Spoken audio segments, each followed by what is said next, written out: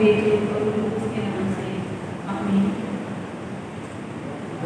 हमारे जिंदा जलाली आसमानी खुदावन के नाम से आप सबको सलाम। आइए अज़ीज़ों, अपनी अल्फाज का आगाज़ करने से पहले अपने आप को मुकम्मल तौर पर अपने खुदावन के कदमों में रखें। अपनी तमाम सोचों को, अपनी तमाम दुनियावी फिक्रों को, अपनी तमाम आजमाइशों को, जो भी हमारे ख्यालात हैं, जो भी हमारे मंसूबे हैं, सबको एक तरफ रखते हुए हम पूरे तौर पर, मुकम्मल तौर पर अपने आप को आज की इबादत के लिए तैयार करें। हम अपने तमाम दिन भर की सोचों पर, अपने तमाम रवैयों पर, अपनी तमाम कोताहियों पर नज़रसानी करें, सोचें, उन पर गौर व फौज करें कि आया हमने दिन भर में अपने खुदावन को अपने किसी भी अमल से नाराज़ नहीं किया।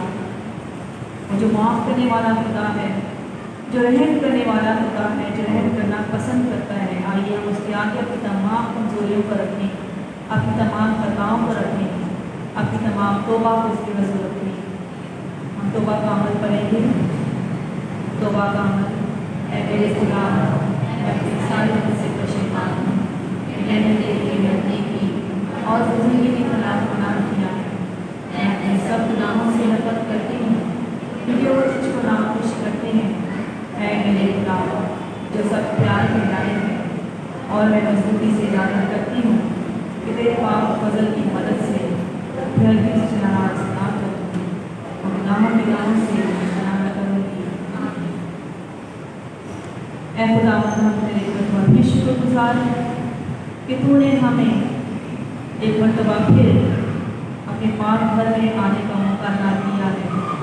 हमारी तमाम कमज़ोरियों के बावजूद, हमारे गुनाहों के बावजूद तू हमें प्यार करता है, हमें अपने पास बुलाता है, हमें ज़िंदगी में मौके फराहम करता है कि हम तेरी पाक हज़ूरी में आएँ, तेरे आगे सिजदा करें, तेरी शुक्रगुज़ारी करें, तेरी प्रस्तिश करें, तेरी उनकी सताइश करें। खुदा हमारी कोई हैसियत नहीं है, हमारी कोई लियाकत नहीं है, हमारी कोई अहमियत नहीं है खुदा, लेकिन फिर भी तू हमें अपने पास बुलाता है, तू हमें अपने गले लगाता है। तुम्हारे गुनाहों पर नहीं बल्कि हमारे ईमानों पर नजर करता है। इससे हम तेरा शुक्र करते हैं कि तूने हमें इस पाक घर में आने का मौका अता किया, एक जवान की सूरत में, एक खानदान की सूरत में तूने हमें ये मौका अता किया कि हम तेरी प्रस्तिश कर सकें, तेरी शुक्रगुजारी कर सकें, तेरी इबादत कर सकें, तेरी तमजीद कर सकें। हम तेरा शुक्र करते हैं, तेरे शुक्रगुजार हैं दिन भर की तमाम तेरी हिफाजत के लिए, तेरी सलामती के लिए, बख्शी हुई हिम्मत, ताकत और क़ुव्वत के लिए जो तूने हमें अता की कि हम अपनी दिन भर की तमाम जिम्मेदारी को अच्छे तरीके से पूरा कर सकें। तूने दिन भर हमें अपनी हिफाजत में रखा, रात भर हमें अपनी सलामती में रखा। हम तेरे पाक घर में मौजूद हैं, तेरा शुक्र करते हैं। खुदा हमें बरकत दे, इस हाजिर जमात को बरकत दे, हमारे गाने बजाने को बरकत दे, साज़ व आवाज़ को बरकत दे, ताकि हम पूरे ईमान के साथ, पूरी सच्चाई के साथ, पूरे दिन की गहराई के साथ तेरी सताइश कर सकें। खुदा इस घर में मौजूद एक हुई एक चांद को बरकत दे, हमारा गाना बचाना सब तेरे मंजूर नज़र हो, तुझे कबूल हो। खुदा हम तमाम लोगों के लिए दुआ मांगते हैं जिस वक्त रास्ते में हैं, जो आना चाहते हैं या आ रहे हैं। खुदा उनको भी अपनी अमान में रख, ताकि वो तेरी सलामती में तेरे पाक घर तक पहुँचें और तेरी हम सताइश में, तेरी इबादत में शामिल हो सकें। ये सब दुआ मांगते हैं तेरे प्यारे इस्लाम के वसीले से, आमीन। आइए अज़ीज़ों, हम अपनी प्रस्तिश का आगाज़ करते हैं और हम गाएंगे ज़बूर 25, शुक्र यहोवा दानी करो, करो शुक्र यहोवा।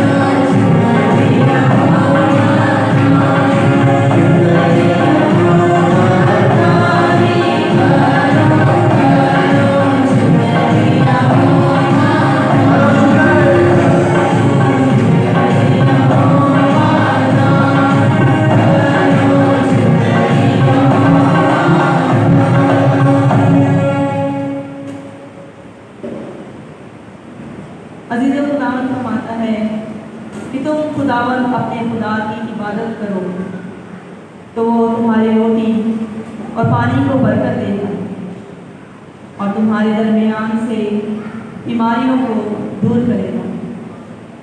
अज़ीज़ों, खुदावन हमारा खुदा जो नहायत रहीम, जो नहायत मेहरबान है, जिसने हमें बनाया है इसीलिए है कि हम उसकी तारीफ़ करें, हम उसकी तमजीद करें, हम उसकी परस्तिश करें। उसे हमारी कुर्बानियों की, उसे हमारे नजरानों की ज़रूरत नहीं है, क्योंकि सब कुछ उसी का दिया हुआ है। उसी ने हमें ज़िंदगी दी है, उसी ने हमें मौका अता किया है, वही हमें फजल अता करता है कि हम उसकी इबादत करें, उसकी शुक्रगुजारी करें। खुदावन चाहता है कि हम हमेशा उसकी शुक्रगुजार रहें। इसके लिए ज़रूरी है कि हम अपने आप को मुकम्मल तौर पर उसके लायक बनाएं, अपने आप को, अपनी सोचों को पाकीज़ा करें, अपने ख्यालात को पाक करें और सिर्फ और सिर्फ उसकी हज़ूरी में अपने आप को रखने की कोशिश करें। आइए अज़ीज़ों, अपने तमजीद का, अपनी परस्तिश का तो आगे बढ़ाते हुए एक और गीत गाएंगे, लहू लहू यसू का लहू, गीत 235, सफ़ा नंबर 315।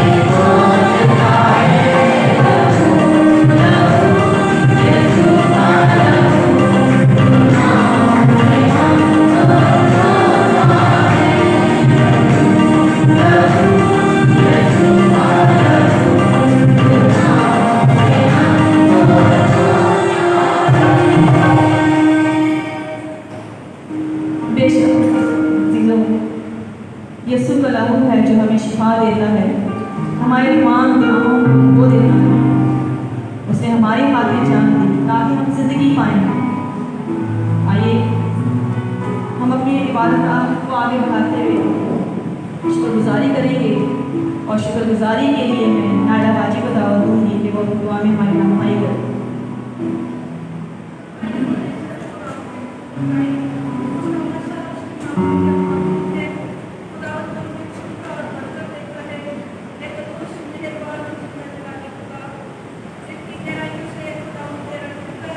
और मेरी तारीफ करते हैं, क्योंकि खुदा की तारीफ के लायक है, खुदा तमजीद और सताइश के लायक है। खुदा ने करीम इंसान को इसीलिए बनाया कि वो हर वक्त सरकार में तेरा शुक्र करे। कद उस प्यारी मुस्कुराहट देखकर तुम्हें आगे तेरा शुक्र करते हैं, जिसको हम मुस्कुराहट के लिए तेरा शुक्र करते हैं कि हमारे रब को हम तेरी सताइश के लिए बोलते हैं। कद उस वक्त को याद कर ताकि जिक्र तेरी तमाम जिंदगी को शुक्र करने वाले बन गए। तब उसको और हमें प्यार करता है। खुदा तेरा शुक्र करते हैं, तेरे आ जाने के लिए तेरा शुक्र करते हैं, तेरे शरीर पर डालने के लिए तेरा शुक्र करते हैं। ये कदूस खुदा की कुर्बानी के वसीले से खुदा मेरी चार के पैगाम को पहचाना नहीं, और मेरे पास खुदा तेरा शुक्र और तेरी तारीफ को। आमीन आमीन। हम अपनी प्रस्तिश को आगे बढ़ाते हुए एक और गीत गाएंगे। तेरा फजल मेरे लिए काफ़ी है, तेरे लहू से मिली मुझे माफ़ी है। गीत नंबर 4।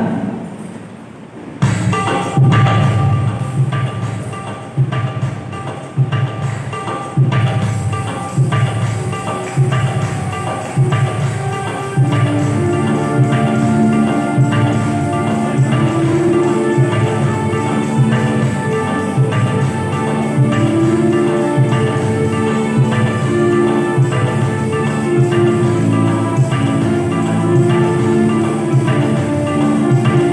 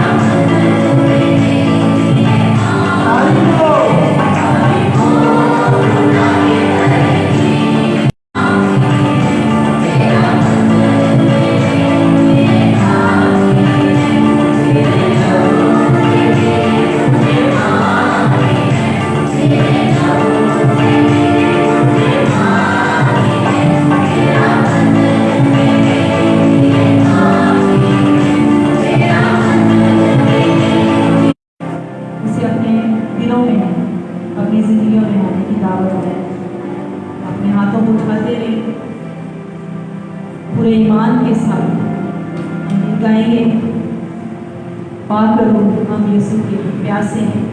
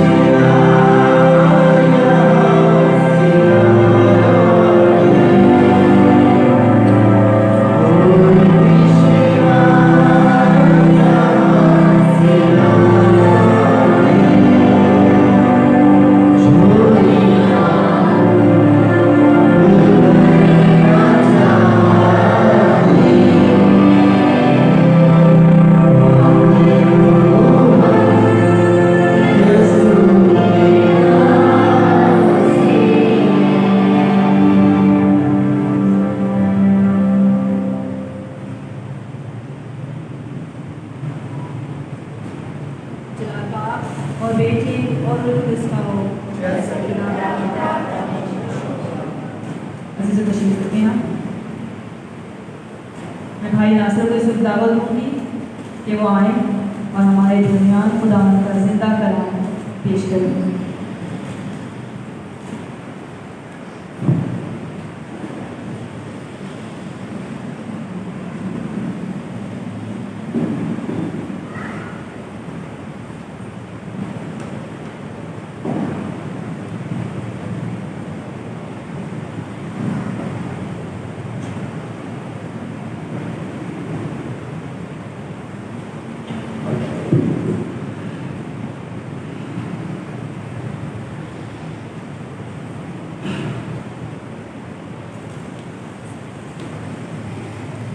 मेरे यीशु, इससे पहले हम कलाम की तलावत को सुने, अपनी आंखों को बंद करेंगे और एक कोर्स गाएंगे।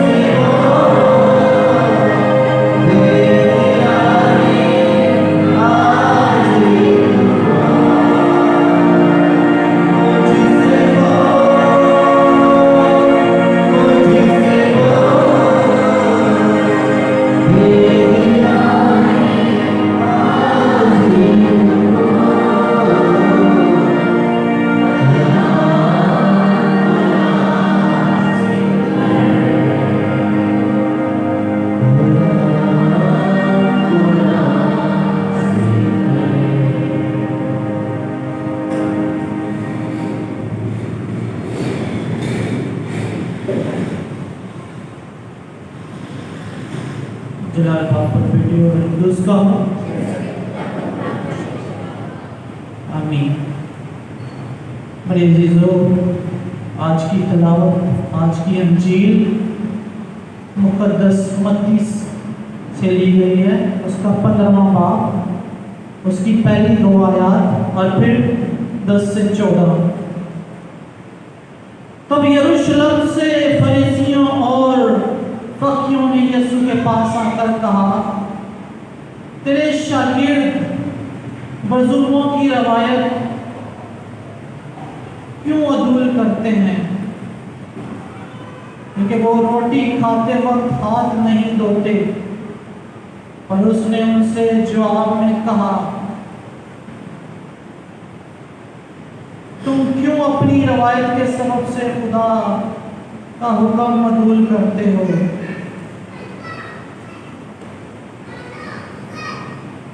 तब उसने हजूम को अपने पास बुलाकर उनसे कहा कि सुनो और समझो, जो चीज मुंह में जाती है वो इंसान को नापाक नहीं करती, बल्कि जो मुंह से निकलती है वही इंसान को नापाक करती है। तब शागिर्दों ने पास आकर उससे कहा, क्या तू जानता है कि फरीसियों ने ये बात सुनकर ठोकर खाई। और उसने जवाब में कहा, जो पौधा मेरे आसमानी बाप ने नहीं लगाया वो जड़ से उखाड़ा जाएगा। उन्हें जाने दो, वो अंधे अंधों के रहनुमा हैं, और अगर अंधा अंधे की रहनुमाई करे तो दोनों घड़े में गिरेंगे।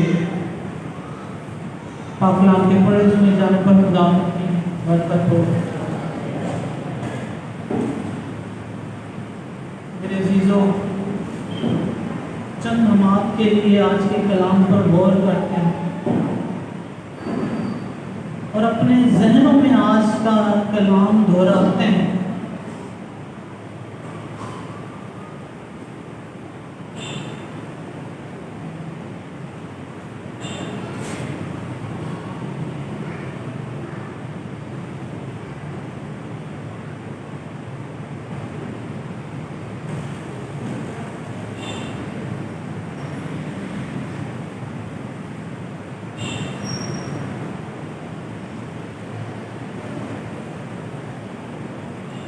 लिखा है, तब यरूशलेम से फरीसियों और फकीरों ने यीशु के पास आकर कहा, तेरे शागिर्द बुजुर्गों की रवायत क्यों अधूर करते हैं? कि एक वफ्द फकीर और फरीसी जो खुदावंद यीशु मसीह के पास आए और उन्होंने शिकायत की, इस बात की शिकायत खुदावंद यीशु से की कि तेरे शागिर्द खाना खाने से पहले हाथ नहीं धोते।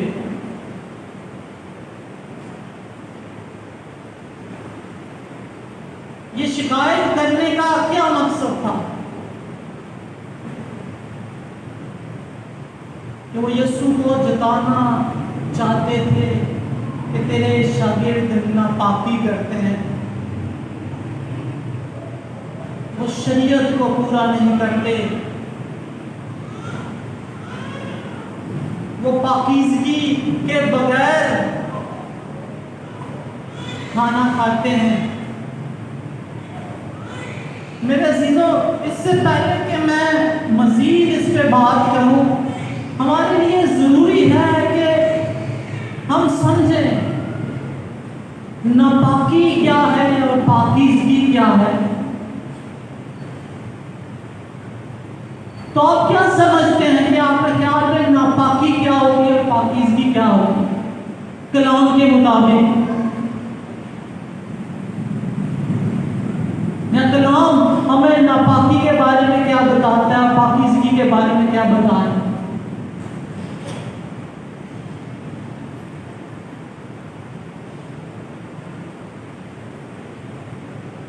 हम रोजमर्रा जिंदगी में बहुत सारी ऐसी बातें करते हैं जिसमें बार पाकीज़गी और नापाकी का जिक्र होता। और अगर हम कलाम से इस बात को देखें तो जो शरीयत की किताब है अहबार, उसके 11वें, 12वें, 13वें, 14वें, 15वें, 16वें, 17वें इन अबवाब में आपको ये जिक्र मिलेगा कि पाकीज़गी और नापाकी क्या है।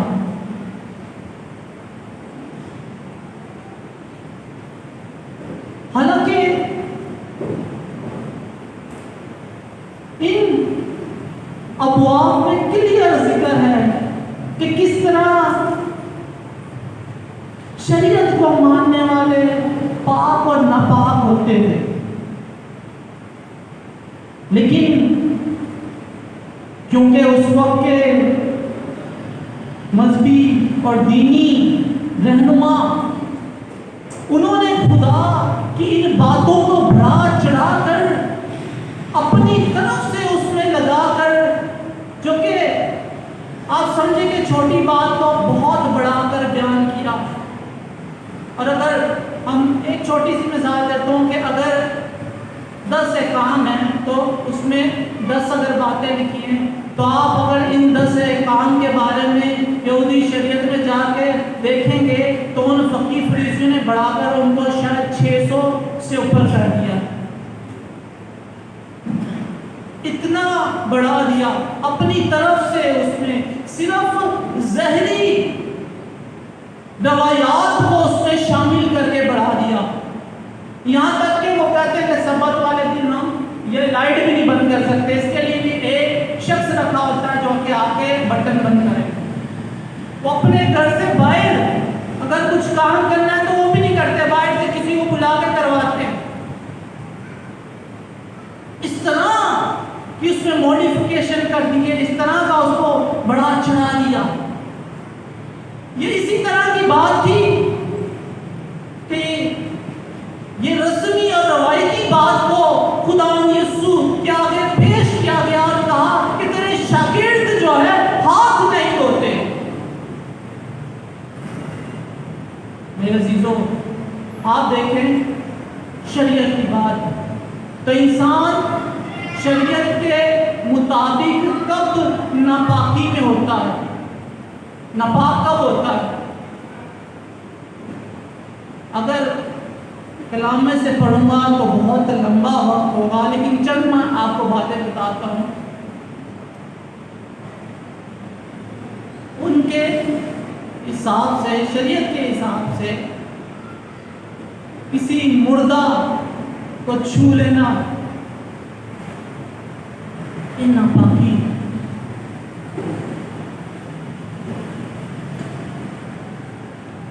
और फिर उस मुर्दा के इर्द गिर्द अगर खुली कुछ चीजें पड़ी हैं, खुले मुंह वाले बर्तन पड़े हैं, वो भी नापाक हो जाते हैं।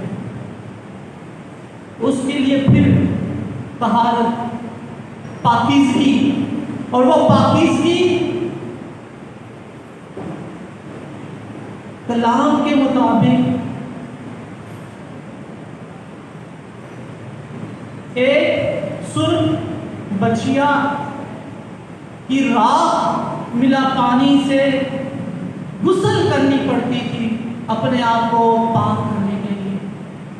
ये नापाक। फिर एक और मिसाल आपको देता हूं कि जो शख्स कोड़ में, वो नापाक है शरीयत के साथ। वो जब पाक हो जाता तो उसको क्या करना पड़ता? क्या तहारत करनी पड़ती? जी आंटी आवाज नहीं आ रही। नजर गुजरानी पड़ती। क्या नजर थी? ये मास्टर यूसुफ ने बाकायदा तौर पर इस बात का जिक्र किया, मुझे याद है अच्छी तरह। उन्होंने क्या बताया था कि दो जो चिड़िया थी उनकी नजर गुजरानी पड़ती,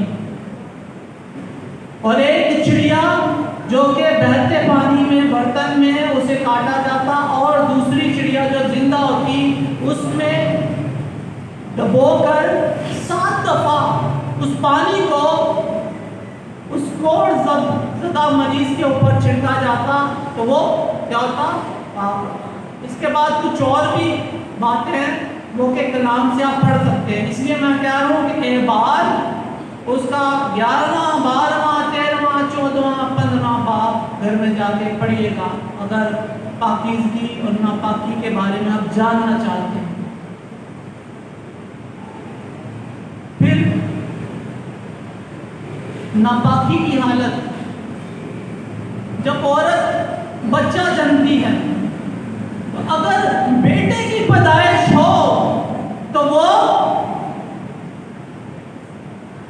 कलाम के मुताबिक 33 दिन तक नापाक, और अगर बेटी की पैदाइश हो तो वो 66 दिन तक नापाक। और अगर उस वक्त के लोग गैर कौमों को जो कि बुतों को पूजते थे उनको जाके मिलते तो वो भी नापाक होते। ये वो जिक्र है जो कि कलाम हमें बता रहा है कि नापाकी क्या है,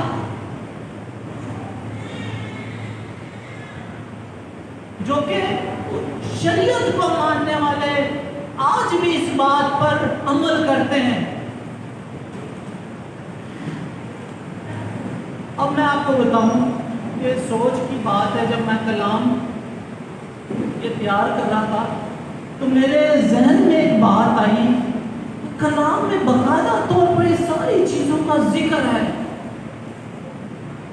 अब आपको मैं एक और बात बताऊं कि कौन कौन से ऐसे जानवर हैं, परिंदे हैं या आपी हयात हैं कि जिनको खाकर इंसान नापाक होता है, तो वो भी इबार की किताब में उसके 11वें बाब में बाकायदा तौर पर जिक्र है। जो ऐसे जानवर हमें खाने चाहिए जो जुगाली करते हैं और जिनके पाँव चिरे हों।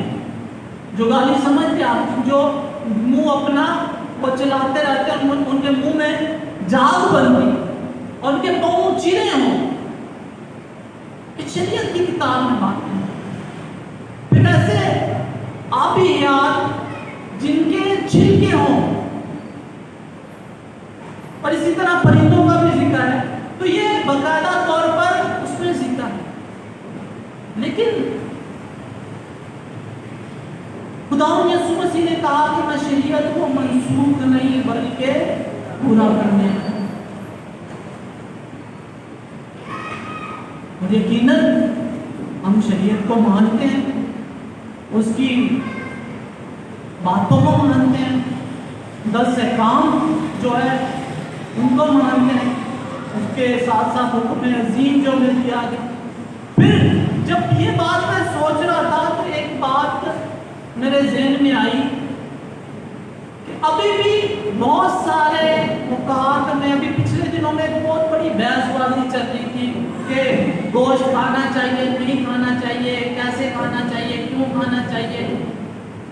इस तरह की बातों पे बहुत ज़्यादा सोशल मीडिया पे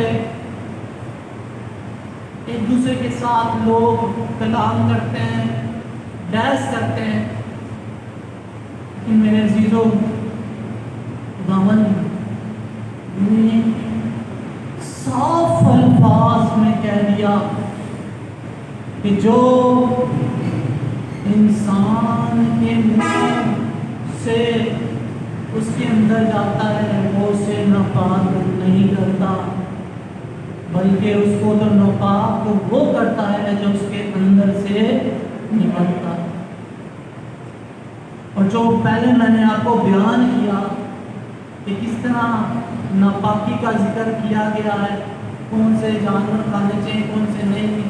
औरत नापाक होती है, कोढ़ के मरीज नापाक होते हैं, लेकिन खुदावंद ने अपने लहू के जरिए, अपने लहू से सलीब पर अपने लहू को बहाकर वो सारी नापाकी को पाकीज़गी में तब्दील कर दिया।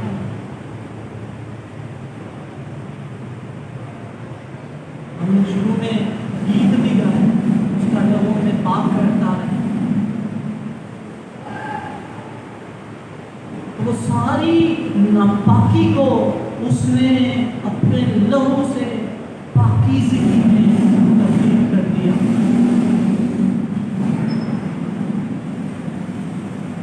अभी कलाम में थोड़ा सा आगे चलते हैं और इसमें इस चीज का जिक्र आता है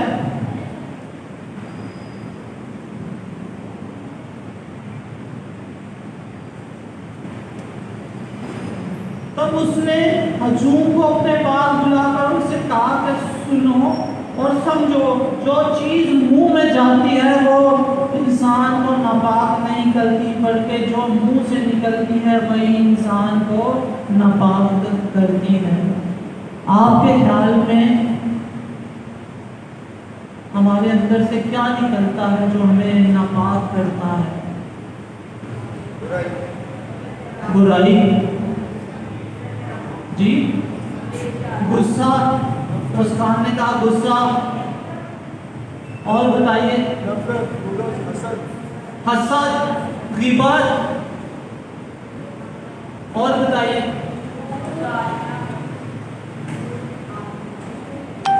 झूठ, झूठ ठीक है, और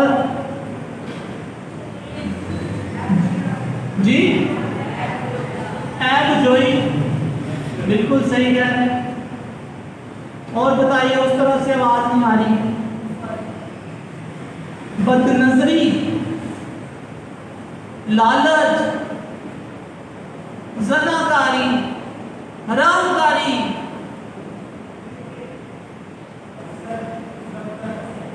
जी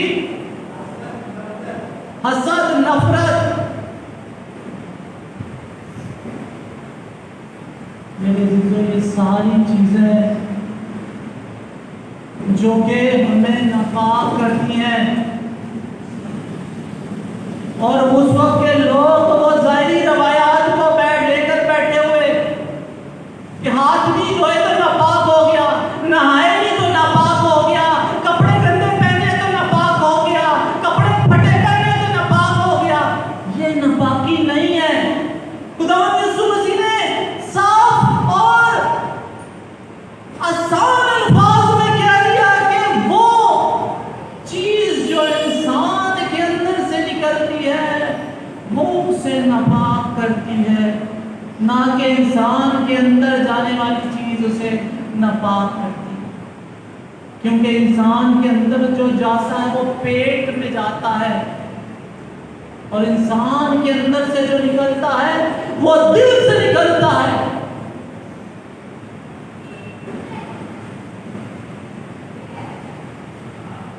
इसीलिए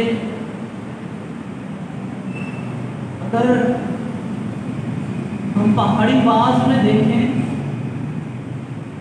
तो पहाड़ी वाज में एक आयत मैं आपके सामने रखता हूं।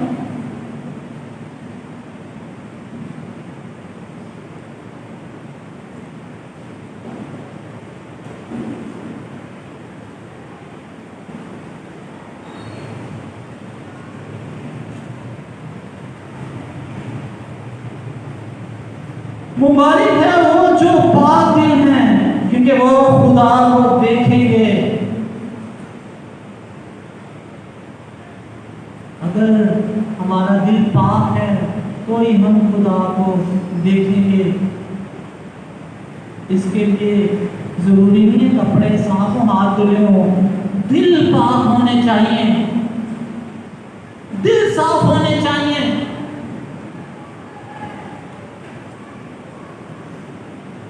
लिहाजा जो हमारे अंदर से निकलता है वो दिल से निकलता है।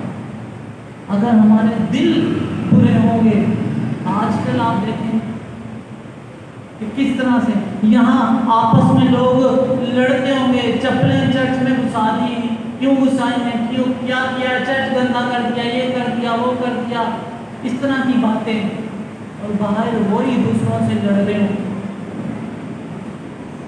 तो ये रस्मी बातें, ये जहरी बातें हैं जो कि आप दूसरों को दिखावे के लिए तो कर रहे हो कि हम बहुत खुदा को मानने वाले हैं, हम उस पर ईमान रखने वाले हैं, हम जो बहुत काफी लोग इस वर्ड को इस्तेमाल करते हैं कटर, हम बहुत कटर कैथलिक हैं। अगर इस तरह से अपने दिलों में आपने रखा हुआ है, ये जहरी चीजें, जहरी सफाई रखी है, तो उस जहरी सफाई को आज अपने दिलों से निकाल लें, अपने जहनों से निकाल लें, अपने अंदर से निकाल लें, और पाक और साफ होकर खुदा के साथ मिले। ये पाकीज़गी, खुदा इस तरह की पाकीज़गी चाहता है। खुदा इस तरह की तहारत हमसे चाहता है, हम पाक और साफ होकर उससे पुकारें, उससे मिले।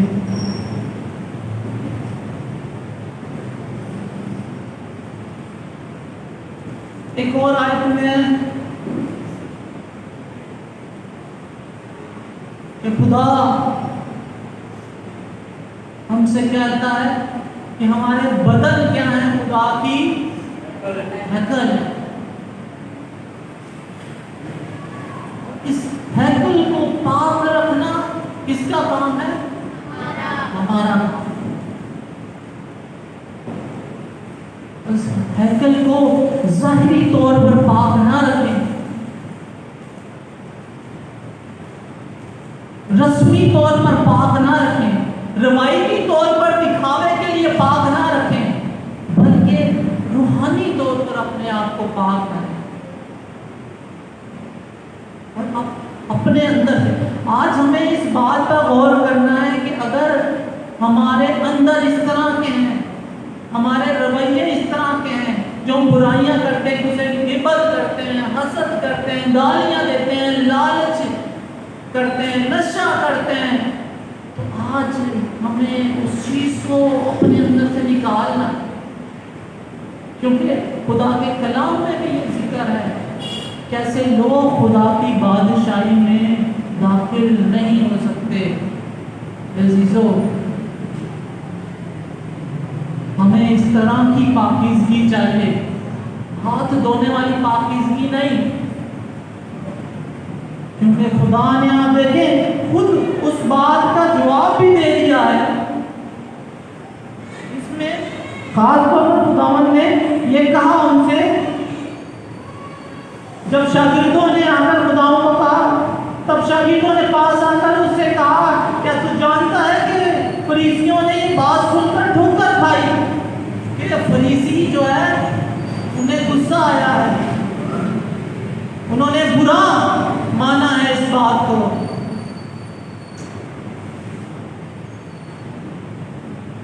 पर उसने जवाब में कहा, जो पौधा मेरे बाप ने नहीं लगाया वो जड़ से उखाड़ा जाएगा। बड़ी सख्त बात है, जो बाप ने पौधा नहीं लगाया उसे जड़ से उखाड़ दिया जाएगा। और ये बाप के पौधे नहीं हैं, बुरी चीजें, बुराइयां, गिबतें, चुगलखोरियां, लालच, ज़नाकारियां, नशाबाजी, ये सारी चीजें ये खुदा की लगाई हुई नहीं है, ये इंसान ने खुद अपनी जिंदगी में लगाई है। और ऐसे पौधे खुदा ने कहा उसे जड़ से उखाड़ दिया जाएगा।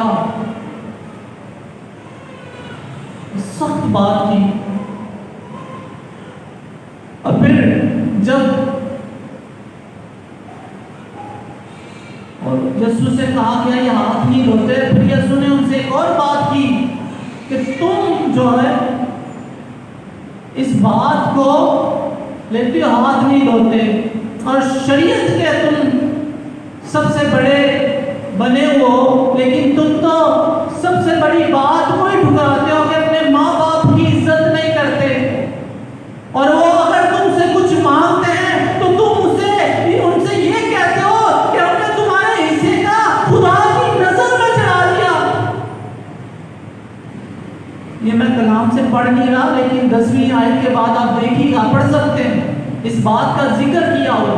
खुदावंद ने उन्हें ये जवाब में कहा कि तुम उनकी इज्जत नहीं करते, और अगर वो अपने लिए तुमसे कुछ मांगते हैं तो तुम उससे भी ये कह देते हो कि ये जो हमने तुम्हें देना था हमने तो खुदा की नजर चढ़ा दिया।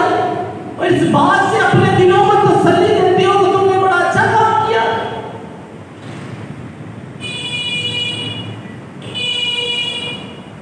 खुदावंद ने उनसे ये कहा, ये सारी रस्मी चीजें हैं, क्योंकि इंसान को तो वही चीज ना पाक करती है जो उसके अंदर से निकलती है। और बाकायदा तौर पर ये देखिएगा, नीचे अगर कलाम में आप देखें तो 19वीं आयत से ये लिखा हुआ है, क्योंकि बुरे राजे मुंह से निकलते हैं, यानी खूनरेजियां, ज़नाकारियां, हरामकारियां, चोरियां, झूठी गवाहियां, कुफ्र बोलियां, यही बातें हैं जो इंसान को नापाक करती हैं।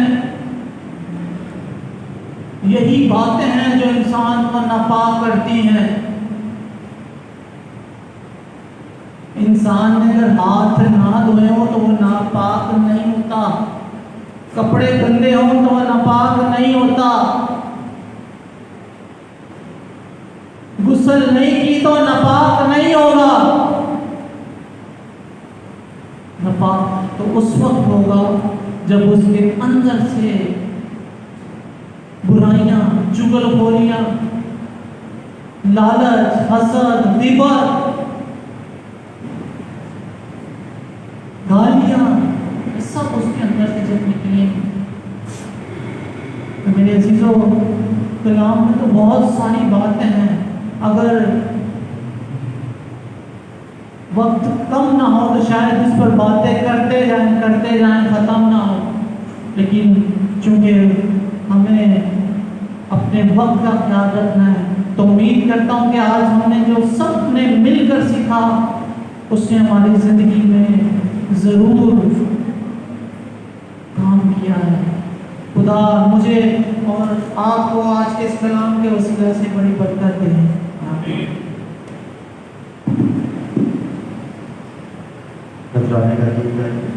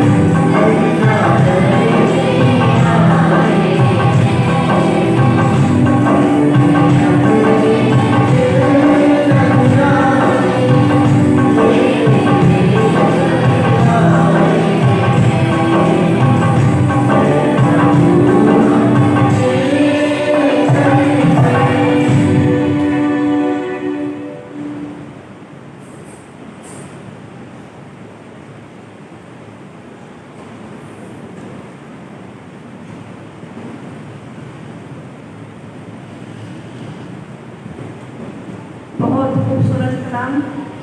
खुदावंद हमारी रूहानी और बातनी पाकीज़गी को देखना चाहता है। वो चाहता है कि हम पाक साफ हो, क्योंकि खुदा के कलाम में है, वो कहता है कि जिस तरह मैं पाक हूँ मेरे लोग भी पाक हों। अजीज़ों, वक्त है गवाही का कि जो भी बहन के भाई यहाँ अपनी ज़िंदगी की गवाही देना चाहता है, वक्त है कि खुदा के नाम को जलाल दें और दूसरों के ईमानों को हम बढ़ाएं कि खुदा किस तरह हमारी ज़िंदगी में आज भी काम करता है, क्योंकि वो एक सा खुदा है, वो आज भी रहीम और मेहरबान है।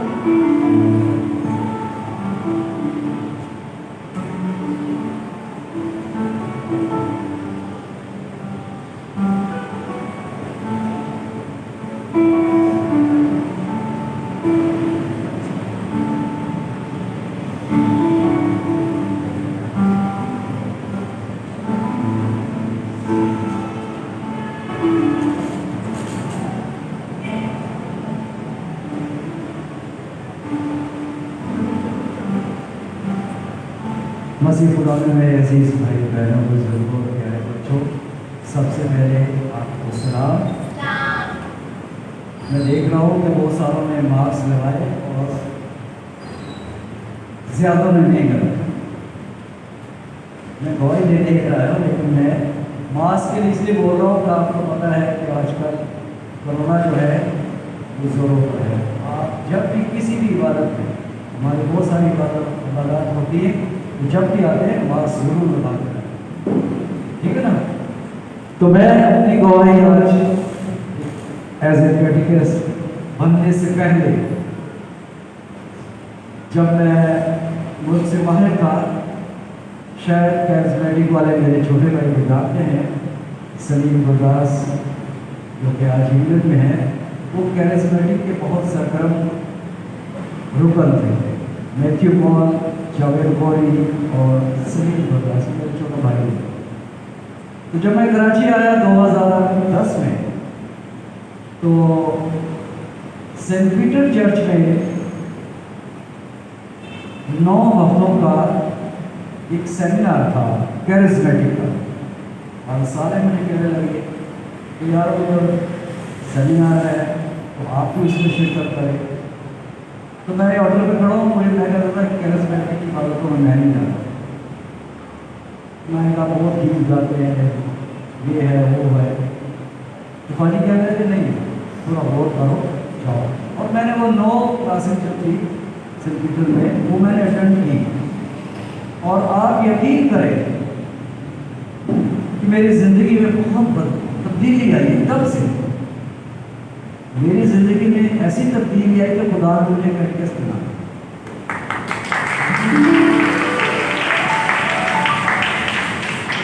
खुदा ने मेरा हाथ पकड़ा और मुझे अपनी तरफ खींचा।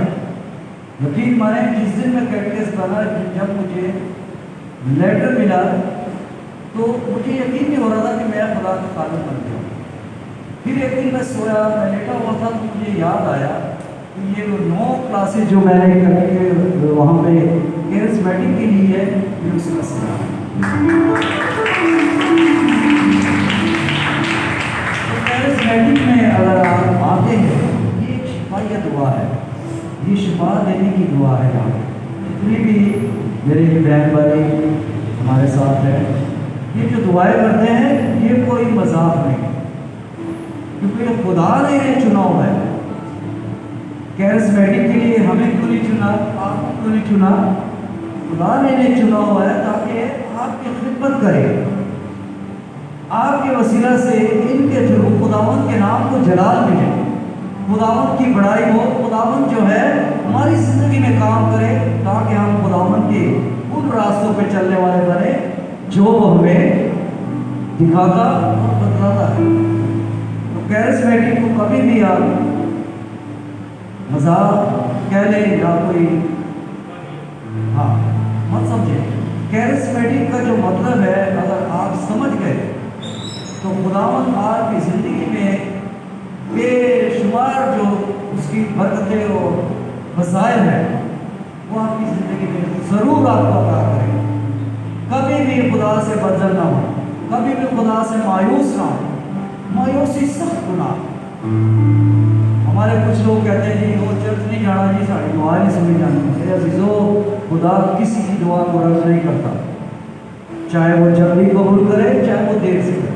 तो मैं मुख्तसर यही कहता हूँ कि मेरी ज़िंदगी में कैरिस्मेटिक ने बहुत काम किया, बहुत काम किया। और खुदा का शुक्र है आपके सामने आपकी भी खिदमत कर रहा हूँ और अपने खुदावंद की भी खिदमत कर रहा हूँ, और मैं बहुत खुश हूँ। खुदावंद हमेशा मेरे आगे आगे चलता है, दुख हो, तकलीफ हो, खुशी हो, कुछ भी हो, मैं हमेशा उसके पीछे चलता हूँ। मैंने उसकी रस्सी को पकड़ा हुआ। इसी तरह खुदावंद आपको भी, आप इधर आते हैं, खुदावंद आपको बुलाता है, आप भी खुदावंद के पीछे चलने वाले बने। शुक्रिया।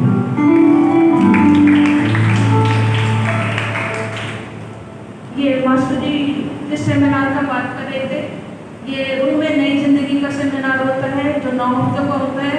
इसमें बेशक हमारी जिंदगियां तब्दील हो जाती हैं। एक और गवाही है जो बाजी दे रहे हैं। मसीह में सबको सलाम। मैं अपनी दो गुजारिश पेश करना चाहती हूँ कि मैं ना पिछले मंगल आई थी, मेरी टांग में बहुत तकलीफ थी, तो मैं चर्च जरूर आना चाहती हूँ क्योंकि जब भी मैं दुआ करती हूँ खुदावन जी मेरी सुनती है, और ख़ास तौर पे जब मैं रोज़री पढ़ती हूँ तो मुझे, मैं इधर नहीं भी थी तो मैं इनका अपने लैपटॉप पर ना इबादत ज़रूर देखती थी। मेरा भाई वसीम है, मैं उनके साथ बोलती थी मुझे आप मुझे बताया करें जिस दिन ये इबादत होगी मैं अपने घर पे देखा करती हूँ, और मुझे ये दुआया प्रोग्राम बहुत पसंद था और खुदावन की मर्जी थी कि मैं इधर आ गई। मुझे बहुत दिल से खुशी होती है, और ख़ास तौर पे मैं दुआई देना चाहती हूँ कि मेरी टांग पे दर्द थी, मैं चर्च आई तो मैंने खुदा से दुआ की कि मैं आज से ही जाऊँ और ताकि मैं मंगल फिर आऊँ, और खुदावन की मर्जी हुई, मैंने शफा पाई और मैं खुदावन का शुक्रिया अदा करती हूँ। और एक आज की कोरोना वायरस वैक्सीन से मैं बहुत डर रही थी, मगर मैंने खुदावन के रोज़ भी पढ़ना शुरू कर दी। मैं अपने हस्बैंड के साथ ही, मैं सांस की मरीज थी, तो मैंने डॉक्टर से पिछले बुध को पूछा तो डॉक्टर ने बोला कि आप नहीं लगवाएं, कोई पता नहीं आपकी डेथ भी हो सकती है। तो मैंने बोला नहीं डॉक्टर जी, मैं ना आदत होते मैं प्रे करती हूँ तो आप ना मुझे लगा दे। कहते नहीं पहले आप डॉक्टर से मशवरा करें। फिर मैं आज के दिन गई डॉक्टर के पास, उन्होंने बोला आप लगवा लें, आपका ईमान है। तो मैंने बोला जी मेरा ईमान है।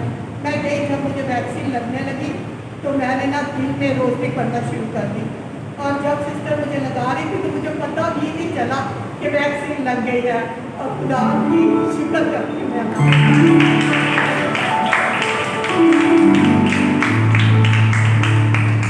हमारे दरमियान आंटी जी हैं जिनको पिछले दिनों चोट लगी थी, तो खुदा उन्होंने शिफा दी है और वो यहाँ आई है अपनी गवाही देने, ताकि मैं अपने लोगों के साथ मिलकर उनको गवाही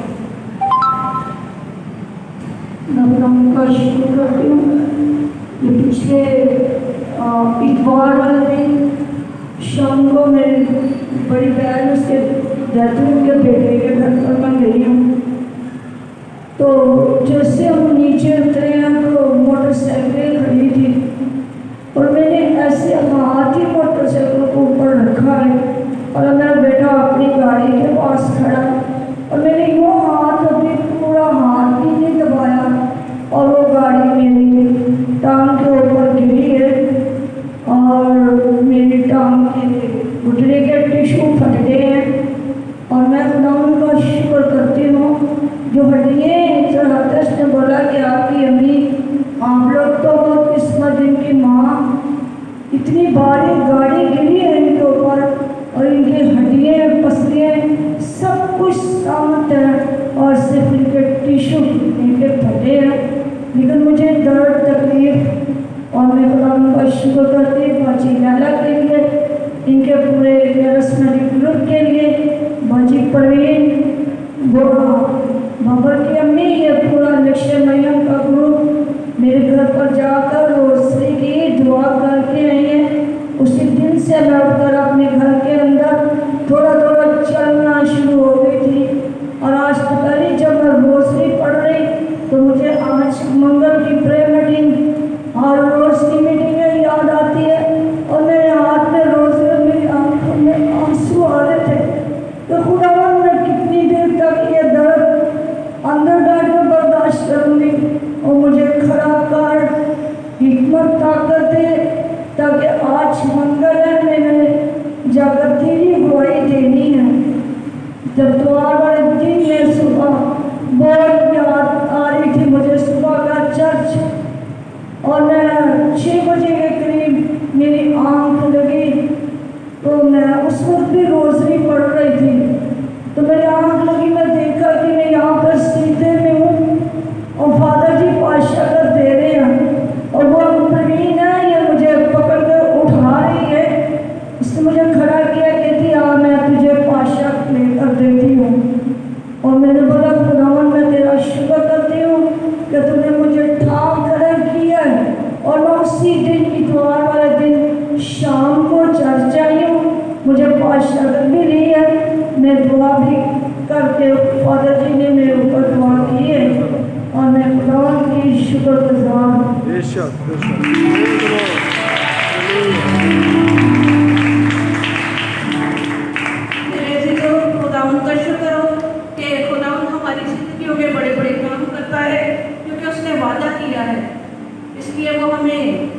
कभी किसी पत्थर से ठेस भी लगने नहीं देता, क्योंकि वो जिंदा और सच्चा खुदा है।